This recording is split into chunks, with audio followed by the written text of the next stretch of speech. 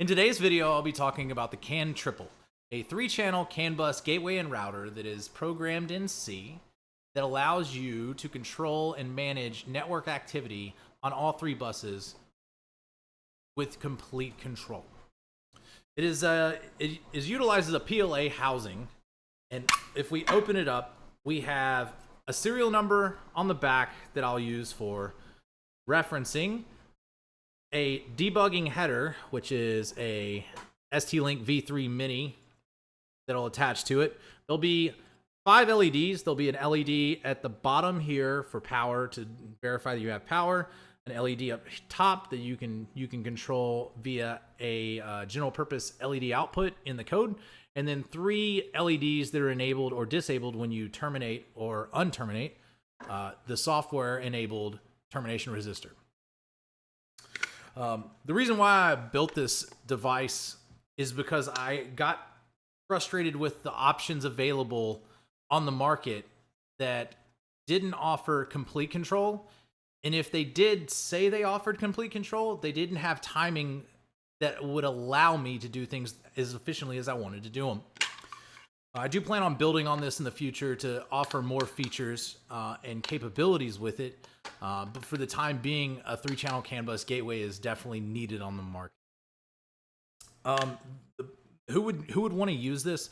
Somebody that understands what they need for an integration solution, but has a device that doesn't offer enough flexibility to, I guess, emulate information on the network that it needs to emulate. Let's say a Haltech ECU, for example. They offer the ability to transmit engine speed at a specific location in their framework. But if you're applying it to a platform that expects engine speed in a specific spot, you don't have the ability to say, hey, can you put engine speed at this arbitration ID and in this data location? You don't have that ability. So what you can utilize is a gateway like so to program to say, hey, when we receive the information like engine speed, the vehicle wants to see it here at this data address, at this arbitration ID and this offset in the data. And that's realistically what the application's goal is. You can also tap into 2 different buses. So if you're trying to log data, you can say, hey, this bus right here is 1 megabit. This bus right here is 500K, but I want information from both those networks on the 3rd bus, which we'll set at 1 megabit, and bridge it all together. So now you can log everything in a unified instance. We do have some things we'll have to download. First and foremost, it'll be Python. Then we have to download VS Code. Then we have to download an extension inside of VS Code called Platform.io. And then we have to download the framework called STM32 inside of the Platform.io extension. Sounds scary? It's not. Let's walk through it. All right, so we're going to go ahead and get Python.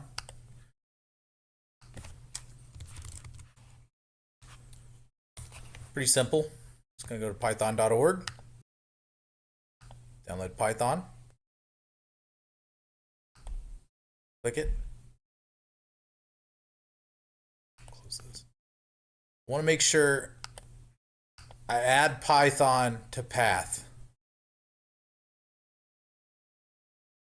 With the power of video editing, I'm just going to skip on through this. You should know how to expect it. Everything should complete as expected. No big catches here.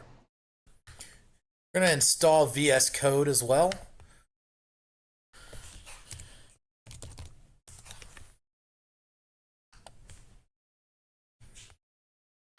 Download.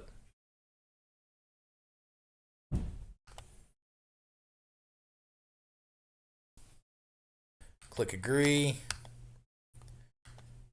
Next, we can create a desktop. I like to add the open with code context. You don't have to. It's more of a personal preference. Install. All right, we've completed that.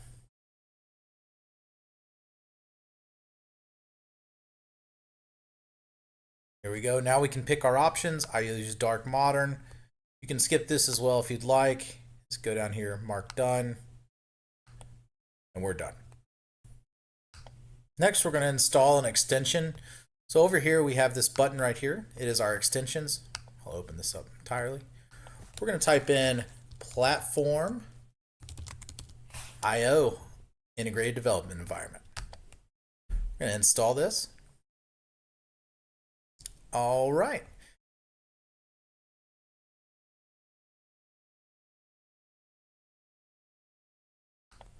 No, I don't need to switch to it yet.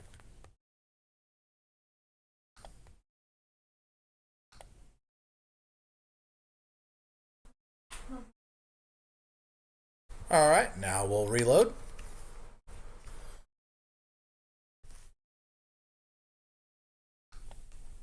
Install Platform IO Core. So we'll go to Platform IO. We can go down, scroll down, and upgrade Platform IO Core. We're on the newest version, so everything's fine. Open the home. Close the side tab. Close the terminal. Here we have the home. We're going to add platforms. Let's install an embedded platform. We're looking for STM32. Install. And through the power of video editing, we are complete. We are ready to rock and roll. We need to download the package from Git, and we'll do that in the next video. So now that we've installed Python, we've installed VS Visual Studio Code, we've installed the Platform IO extension, and installed the STM32 platform framework within PIO, we are ready to rock and roll. We just need to download the package and open it up in VS Code. To do that, we'll just go to GitHub. It's github.com/MitchDetailed.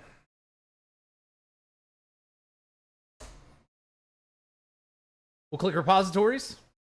We'll go to can triple. Hit code. Download zip. We're going to extract this zip to the desktop.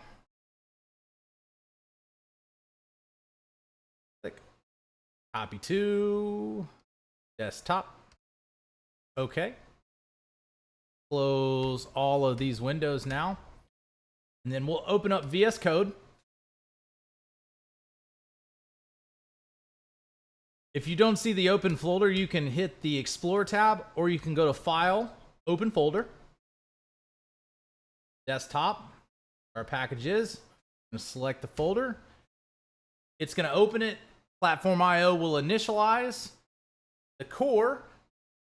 It'll upload the board and all the functionality it needs, configure the project. Once it's done configuring the project, we're good to go. I can close the Platform IO to INI, and then we'll go to source, usercode.c, and this is where we'll be working within.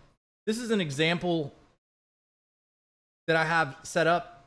CAN 1 is set at 500K.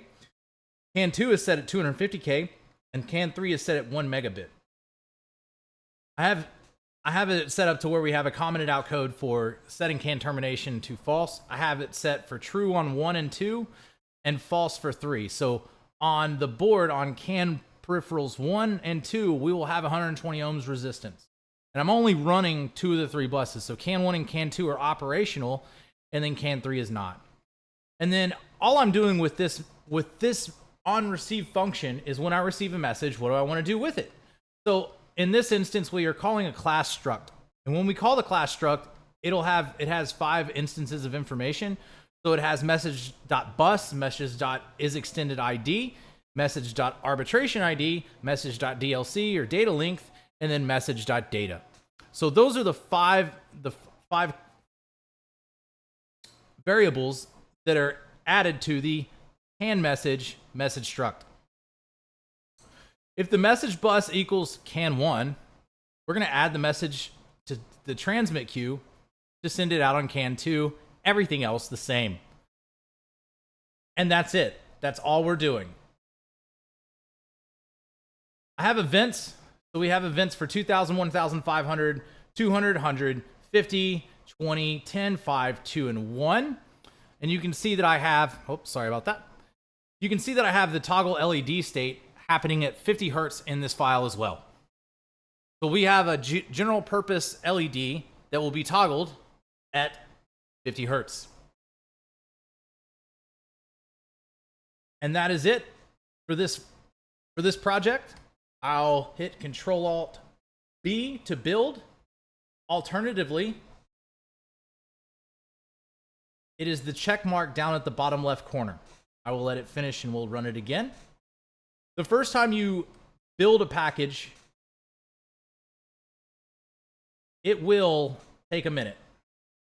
About 30 seconds on the first try.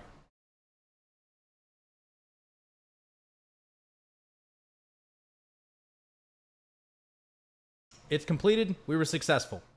If I wanted to upload it, it'll be the check mark here. If I want to clean, it'll be the trash can right here. You can also debug code. I don't have the board hooked up to this just yet. Let me hook her up.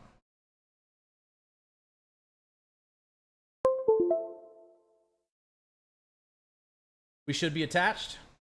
So if I go Control Alt U or upload,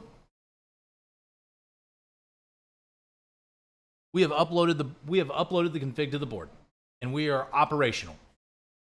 All right, so I'll open it up. We're gonna attach a debugger and programmer here to the debugging and programming port, and we also will need power to the device. So I'll have it powered up and have all 3 CAN buses attached to my computer for the example and demonstration.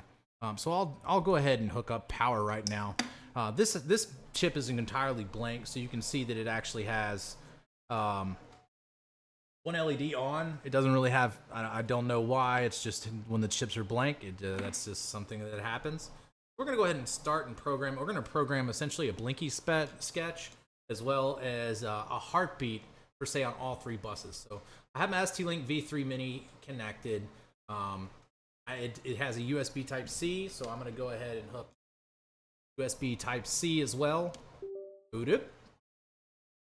And we're going to get to programming in the next video.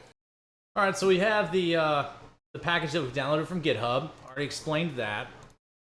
I'll go over here. We've got the example data 1 Hertz. So if I scroll all the way down here to my 1 Hertz function, see that I have the example data 1 Hertz going out on bus 1, 2, and 3. The arbitration ID is changing from 1, 2, and 3. It's like, or if it's on CAN 1, excuse me, my arbitration ID is 1. It's on 2. It's 2. It's on 3. It is 3. I'm toggling the LED at 2 Hertz, so it should go on, off, basically every second. And then we have our startup functions. We are setting the bit rate to 100K. We can go to 1 megabit on all 3. Setting the bit rate to 1 megabit on all 3. Setting termination true on all 3, and starting the buses of all 3, or starting all 3 CAN buses. I'll hit Control Alt B. We'll build this. We'll make sure that it doesn't have any errors, which it doesn't. Okay, and then we're gonna go ahead and upload it. So I'll go ahead. We can hit the that's the build button. We can go ahead and arrow over here on the right. It should upload. And you can see that we now have our LED changing state at 2 Hertz. All 3 termination resistors are enabled because we can tell by the status of the LEDs, and we're up and running. So if I go over here, let's see, go to my PCAN view. Let's do CAN 1. Let's do CAN. Okay, let's do 1 megabit. Right, okay. And you can see that it showed 26 messages. Because we have a queue set up, we can hold up to 256 messages on each bus. So if we're not able to send something out, it'll wait until it actually receives a network that is able to acknowledge that information. So this would be bus 1. I'm going to disconnect. We'll go to bus 2. All right, bus 2. You can see that we have 49, and the count just keeps incrementing based on the timestamp, so to speak. All right, we can disconnect that one, and we'll go to bus 3 at 1 megabit as well. And you can see that all the information is being provided. And